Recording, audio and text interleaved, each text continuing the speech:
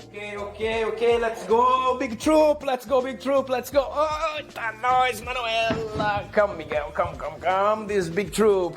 Yes. Yes, I couldn't start this amazing project with TV Bellinzoni without, in this very first episode, without showing my next generation of human beings and professional. So, this is Miguel Antoni, this is Manuela Boto, this is Lucas Boto, and this is Ronie Santos. I'm a professional painter and decorator, and I'm going to show you throughout a series of episodes how I have started as a painter assistant in São Paulo coast, Brazil. And nowadays, I'm an industrial vocational trainer here in the United Arab Emirates. So I hope you guys enjoy, and of course, I wouldn't be the same if I wouldn't bring all my troop of family for today. I asked my wife, so she allowed me to make the use of this amazing family this moment right now, and I hope you guys enjoy. So I'm going to be showing you everything that is amazing throughout this time life that I have started working in Brazil, and then I did some work about painting and decorating as well in United States, Russia, and so many other countries. So this is why I've been doing so much together with this amazing family. Okay, I hope you enjoy this first episode with all. Everybody says yes. Hey, bye, Mano.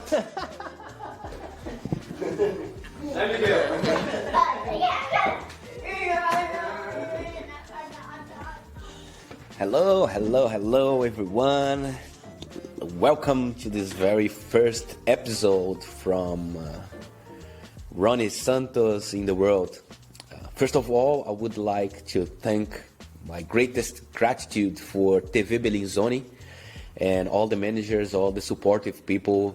It has been an amazing initiative, and which I was invited to make part of this, and for me, I feel more than special to make part of this amazing team. So thank you very much for the support. I hope you enjoy.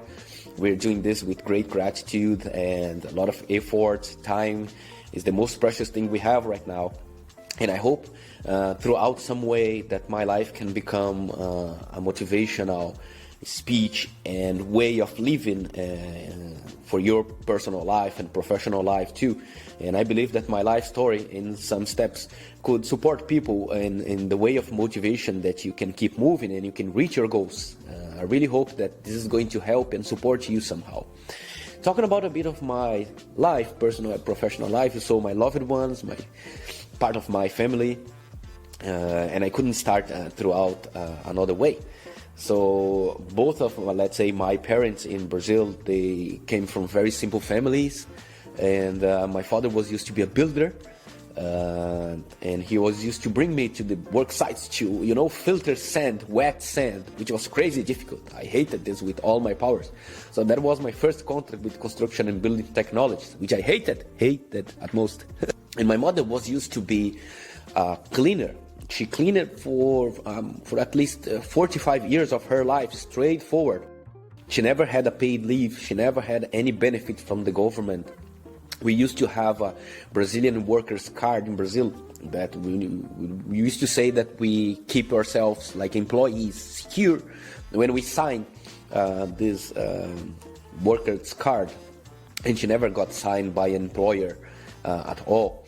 She always worked in an informality, but the interesting thing for myself as a motivational thing that she never claimed, she never had a leak of claim throughout myself and my sister, and this brings me whenever I have any difficulties or struggles, I remember about my mother in these circumstances. She never claimed, and every time that she brought me to the jobs and to support her and help her, I always claimed, of course, the tough work and this stuff. She said, hey, shut up, keep on moving. We have a goal and we have to keep moving. So her strength and grit to keep on moving and reach the goals was incredible. Nowadays, she teaches me this, and if I'm here today, I owe this 90% to her. Someday I'm going to bring her here in Abu Dhabi for her to feel this sensation that I feel right now of this freedom and this motivation of having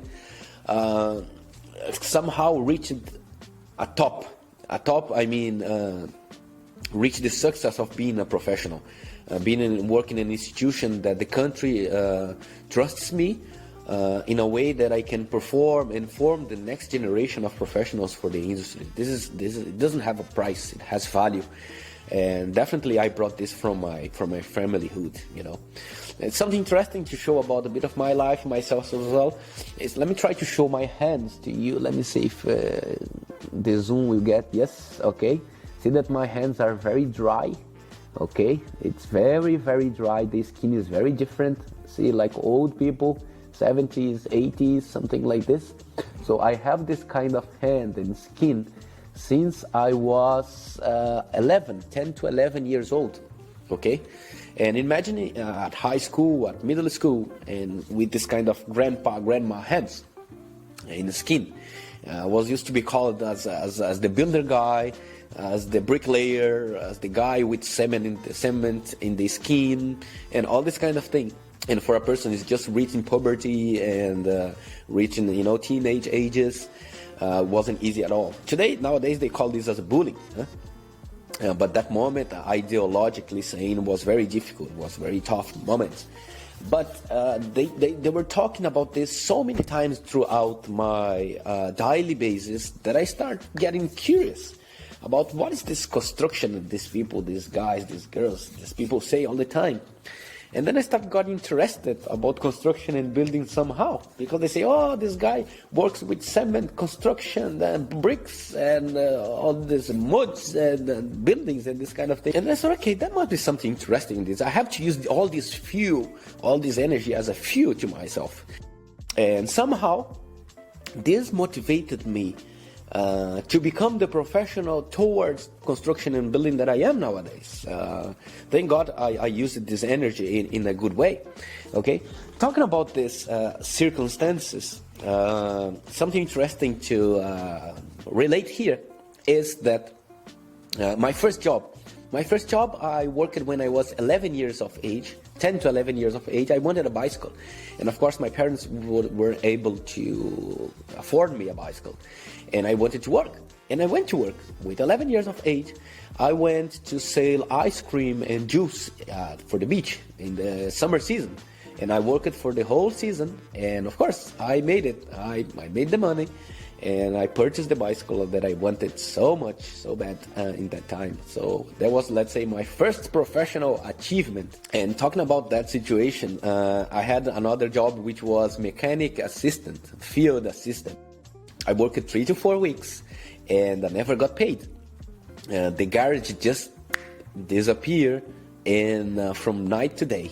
They just disappeared. They removed everything, put it into a truck and disappeared. And I lost 3 to 4 sets of clothing.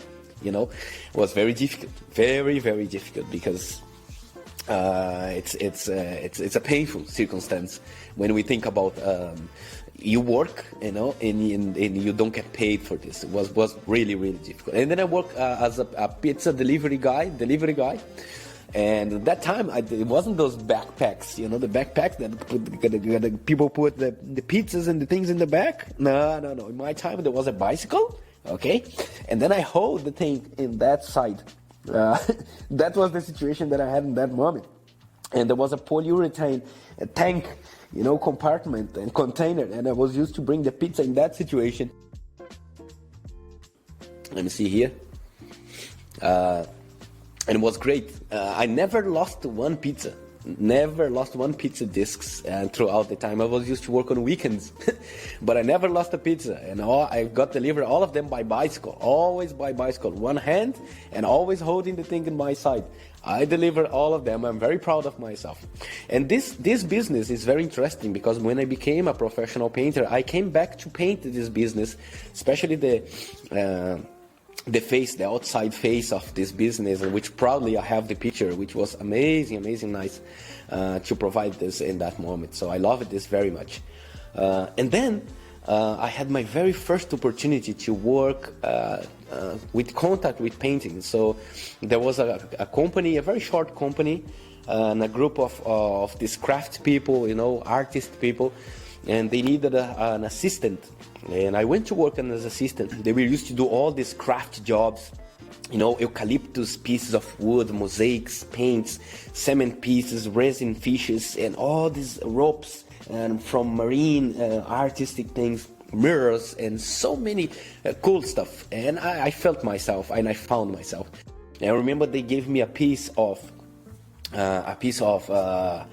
cement fish to paint with white paint. And I remember I still feel the smell of the paint throughout with the brush and bringing that piece from gray to white. And I found myself. It was really, really nice thing to get used to.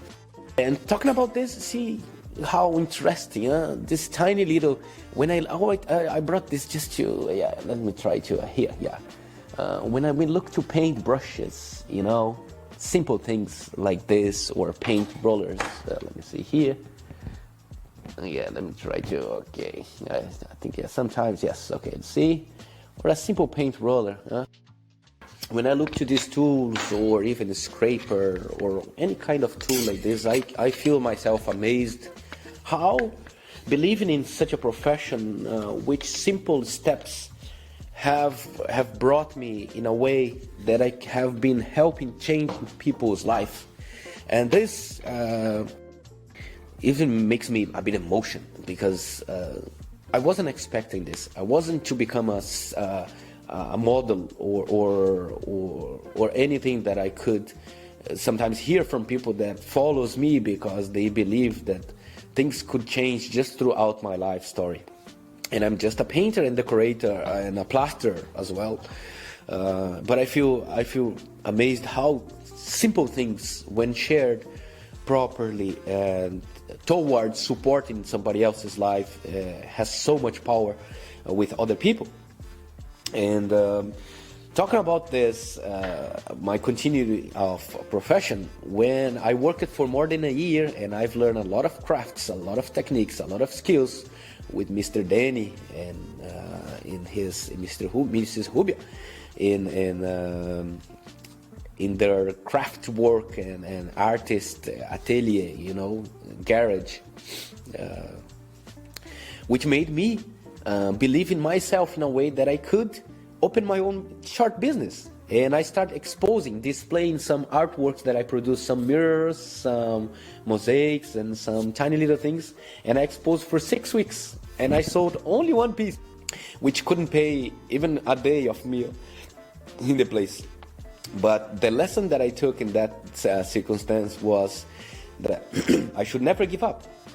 I should never give up. And from the same work site, I've got some, part-time jobs to paint some doors in patinas, these decorative finishes, and some tables in the restaurant, Japanese restaurant, which I did an amazing work. But between the circumstances, sadly, I broke my ankle. I was used to practice surfing as a radical sport, and I broke my ankle, and all the links from my foot actually was broken, ripped. And I still have a screw in my ankle, and I had to stay 3.5 to 4 months away before finishing the doors from the person that I took the job, which was an architect. And then I remember when I came back, there wasn't a mobile phone at that time. It was very difficult to deal and negotiate and call the people. And when I came back, he said, "See, that's why I don't trust people from this town. You are all cowards and always go away with my money." And that was a sting in my heart, because I didn't deserve that. And I told my mother that I would go back, with this supportive things to hold my leg, just to go back and finish the work. And when he saw me that way, he said, no, you heal yourself and then you go back. I said, no, I will finish. You said I'm a coward. This is the best word to describe what he said. But you said I'm a coward, okay? And I'm not a coward. I will finish your job. And we make this thing happen, okay? And I did.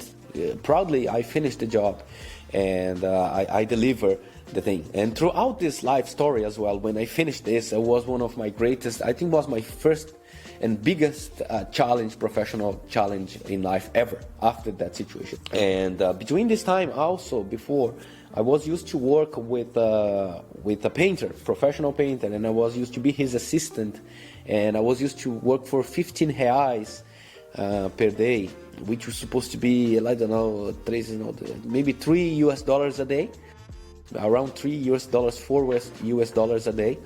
And I still had to bring my lunch and pay my ticket to go by bus to the job. So I couldn't have much money left. Talking about, let's say, straight currency, it would be $15 per day, and I would spend around $6 to $7 per day with food and with the transportation. So 50% of everything, my earnings, daily earnings, would go just to supply myself to logistics and survival and to go to the job. But I never gave up, and I always found that it could help me somehow to grow, and I loved my profession. And after that situation, I went through different things, and then I knew SENAI, which is the National Service for Industrial Apprenticeship, which changed everything in my life. But this is going to be for the next episode. So for this time, thank you very much for listening to us. I hope you enjoy this content that we are creating, and very soon we're going to release the second episode, and we're going to talk about all my life story that has started as a painter assistant in Brazil, and throughout several countries I am now as industrial vocational training in the United Arab Emirates. Thank you very much. Share this contact with your friends, and I hope this can support you and the next generation of professionals and people who really looking forward reach your goals in life. Thank you very much. I hope to see you soon. Very best.